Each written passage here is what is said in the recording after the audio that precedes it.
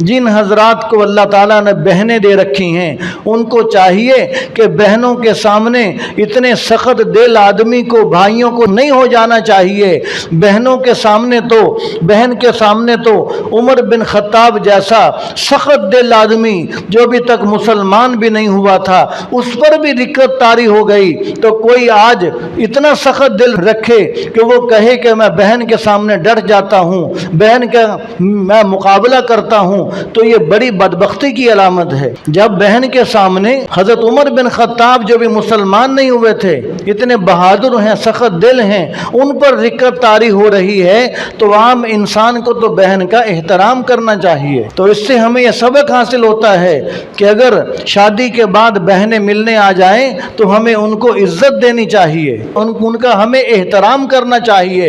اور والدین اگر دنیا سے چلے گئے تو بہنوں کو وراثت کے اندر پورا حصہ دینا چاہیے، بہن کو ماں کا رتبہ دینا چاہیے۔ یہ حضرت عمر رضی اللہ تعالیٰ عنہ کا اسلام لانا ہمیں یہ سکھلاتا ہے۔ يا أيها الذين آمنوا اتقوا الله وكونوا مع الصادقين